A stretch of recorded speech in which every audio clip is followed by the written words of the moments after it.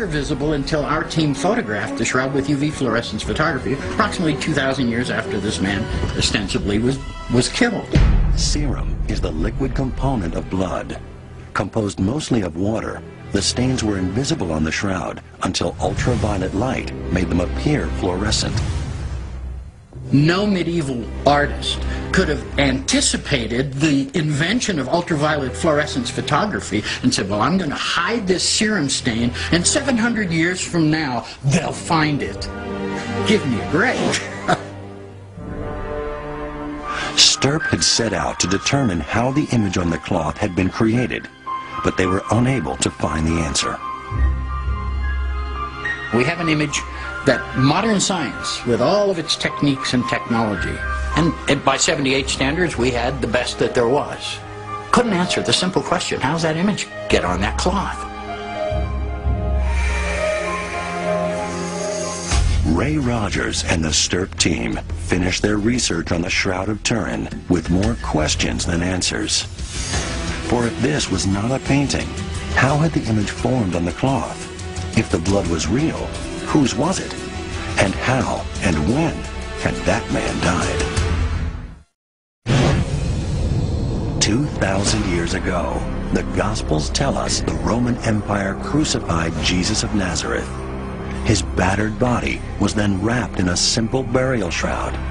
For centuries, many believed this 14-foot piece of linen was that cloth, even though there had been very little evidence to substantiate that claim.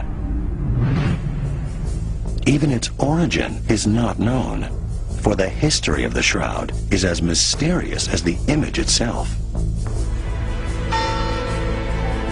The first record of the shroud, the first place it was displayed, was here in the small French town of Loret, some 1,300 years after the time of Christ. In 1536, it was nearly destroyed by a church fire. It was heavily stained by water. Whole sections of it were worn down by human hands that touched it every time it was put on display for the faithful. Nuns from the Poor Clare order sewed on a backing cloth to the shroud in order to preserve it. Finally, in 1578, the shroud was brought to its final resting place, Turin, Italy. Over the next 4 centuries, the church periodically displayed the shroud to the faithful, who believed they were looking at the face of their Savior. But for modern science, its authenticity was never a question of faith. What mattered were facts. Stirp, the first scientific team to attack the problem, proved that the shroud was not a painting or a dyed relief.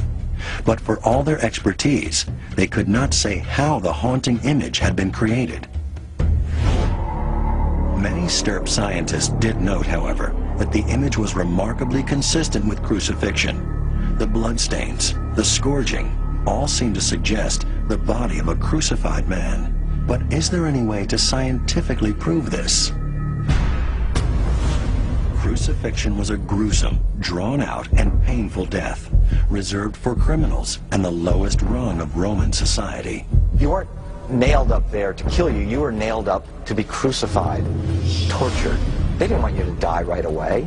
In fact, there were evidence that they were surprised that Jesus died so soon. Forensic pathologist Dr. Frederick Zugaby has investigated many gruesome crime scenes in his professional life as chief medical examiner for Rockland County, New York. My area was mechanism, manner, and cause of death and type of suffering the individual had. Dr. Zugaby's fascination with the pathology of crucifixion started in 1948 when he was still a college student. He decided to build his own experiments to investigate the fundamental question: if the shroud had been found at the scene of a crime, would the forensic evidence confirm crucifixion as the cause of death? Okay. When Zugaby started his research, forensic knowledge of crucifixion was almost non-existent. Okay, and how's that? Dr. Zugaby had a cross built so that he could determine how crucifixion actually causes death. This experiment would help him analyze the forensic evidence on the shroud.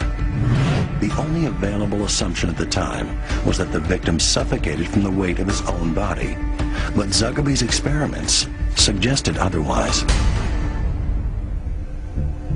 The cause of death was due to shock, which causes failure of the heart as a pump. Of more interest to Zuckerby were the nails through the hand. The shroud shows a pool of blood near the wrists of the crucified man. But are human hands nailed to a cross strong enough to support a crucified body?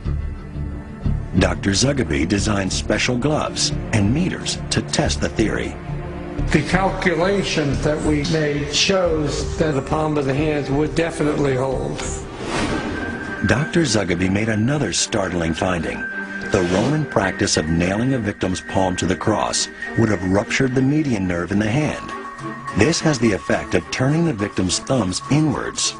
A careful examination of the shroud reveals that the victim has his thumbs turned inward.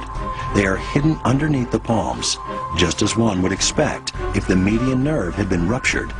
That was extremely accurate. The thumb had been pulled in. It's like missing on the Shroud of Turin. The ruptured median nerve was far from the only clue that Dr. Zuckerby's investigation found on the shroud. Looking at the face, it was not symmetrical, showing evidence of a beating. I looked at the angulations of the blood in the head region where the crown of thorns was. The blood flows going along where the muscles will contract, and they had a corkscrew appearance. The blood shows a flow in the back of the hand, and it runs nicely along the side, and it accumulates a pool. I've seen it in many, many cases of injuries to the hand in the medical examiner's office. From this wealth of data, Dr. Zuckerby came to one overwhelming conclusion about the image on the shroud. From the forensic pathology point of view, it is totally consistent with a crucified individual. I have no doubts at all. But even if Dr. Zuckerby was right, his work could not answer the fundamental question that might tie the shroud to Jesus of Nazareth. How old was it? That could only be resolved if the Pope would allow scientists to cut a piece of cloth from the shroud to carbon date it. There was this real tension, this real controversy as to whether this should be subjected to these scientific tests. Since carbon dating meant actually destroying part of the shroud, it was an enormous step for the Church to take.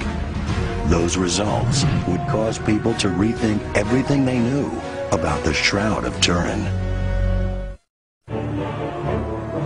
In 1978, a team of international scientists, calling themselves the Shroud of Turin Research Project, or STURP, proved that the image on the Shroud of Turin was not a drawing or painting. The result convinced many of the faithful that they were indeed looking at the face of Christ. But if the shroud was the burial cloth of Jesus Christ, the linen would have to be 2,000 years old. The only way to prove that was to cut a section from the shroud to carbon date it, a process that could accurately identify the age of the linen to within 30 years. In 1988, scientists lobbied for access a second time, but unknown to them, Pope John Paul II was already consulting with his own scientific advisors and had reached a decision. I was in Rome at the time, and there was this real tension, this real controversy as to whether this should be subjected to these scientific tests. I mean, if this is the burial shroud of Jesus, is that not an indignity to what is the only physical link to the Savior? Others would say, well, look, if this is a fraud, we need to know one way or another. And John Paul II, to his credit, and the Vatican, to its credit, said, no, we're going to put this to the knife, literally. The first step in any carbon dating process is to burn or combust the material being tested. Cutting a piece from the shroud that would be permanently destroyed was a highly controversial action, so the sample was cut from a corner that was already severely damaged. It was a convenient choice. It was in an area of a cloth that nobody was going to complain about. Nobody was going to take issue with the fact that they're pulling threads from the more pristine parts of the cloth. The section removed from the damaged